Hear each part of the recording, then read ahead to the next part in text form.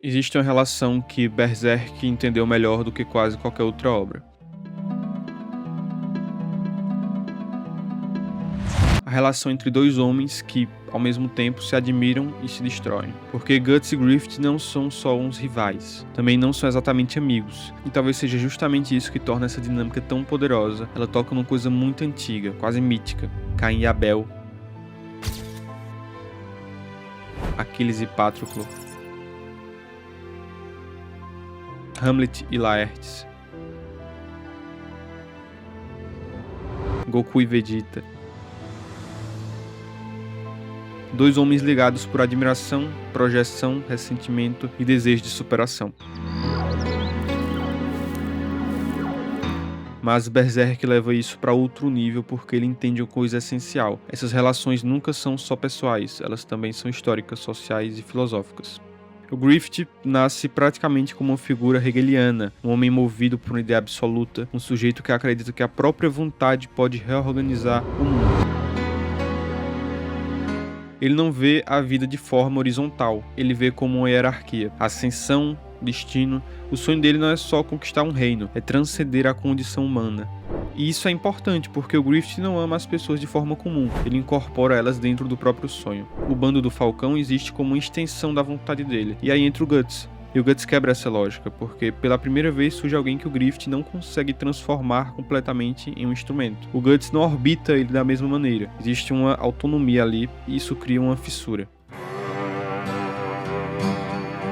O Griffith passa a desejar algo que contradiz a própria lógica dele, uma relação verdadeira, mas ele não sabe lidar com isso, porque tudo na vida dele foi construído em torno do controle. E aí Berserk começa a tocar numa coisa muito masculina de forma brutal, a incapacidade emocional entre homens, a ideia de que afeto precisa virar uma competição, de que admiração precisa virar hierarquia. O Griffith não consegue amar sem possuir, e o Guts não consegue permanecer sem fugir. Isso faz os dois entrarem num movimento quase dialético, um molda o outro o tempo inteiro. O Griffith transforma o Guts em guerreiro, mas o Guts transforma o Griffith em um humano. E é exatamente isso que destrói ele, porque o Griffith consegue lidar com a guerra, consegue lidar com política, com mortes, mas não consegue lidar com dependência emocional. Quando o Guts vai embora, o Griffith entra em um colapso, porque pela primeira vez ele percebe que não controla algo essencial. E aí entra uma camada muito interessante. O Eclipse não nasce só da ambição, nasce da incapacidade de aceitar vulnerabilidade. O Griffith prefere sacrificar o mundo inteiro do que aceitar a própria fragilidade. E isso conecta Berserk a uma tradição enorme de tragédia. Hamlet, por exemplo, também é um personagem destruído pela própria incapacidade de reconciliar desejo, ação e identidade. Caim mata Abel porque não suportam a relação entre reconhecimento e rejeição. Vegeta vive obcecado pelo Goku porque ele representa algo insuportável, alguém que ultrapassa ele sem seguir a lógica aristocrática de poder. E o Griffith sente algo parecido, porque o Guts rompe a estrutura hierárquica do mundo dele, o Guts cresce sem precisar dele, e isso é intolerável. Mas Berserk vai além porque mistura isso com uma crítica social.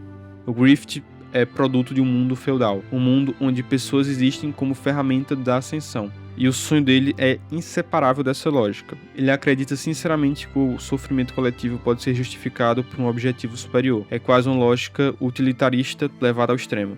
Já o Guts é o contrário. É corpo puro, experiência pura, ele não acredita em abstrações, o mundo dele é físico. É dor, sobrevivência e trauma. E isso faz o conflito dos dois virar quase metafísico. Ideia contra corpo, destino contra liberdade, controle contra uma experiência. E talvez o mais interessante seja porque Berserk nunca simplifica isso. O Griffith não é só mal, o Guts não é só bom. Os dois são profundamente humanos. E já num vídeo já reclamaram disso, profundamente humano. Mas os dois são profundamente humanos. Cheios de desejo, egoísmo, medo e carência. E talvez seja por isso que essa relação marca tanto, porque ela revela uma coisa desconfortável. Muitas relações masculinas são construídas em torno do poder emocional não verbalizado. Admiração reprimida, inveja reprimida, dependência reprimida. E quando isso explode, explode de forma destrutiva. No fundo, Berserk entende que a tragédia entre Guts e Griffith não acontece porque eles são opostos. Acontece porque eles precisavam um do outro mais do que conseguiam admitir. E talvez seja isso que transforma essa relação em algo tão grande. Ela não é só sobre amizade, nem rivalidade. É sobre o que acontece quando duas pessoas se tornam fundamentais uma para outra, num mundo onde nenhuma delas sabe lidar com isso.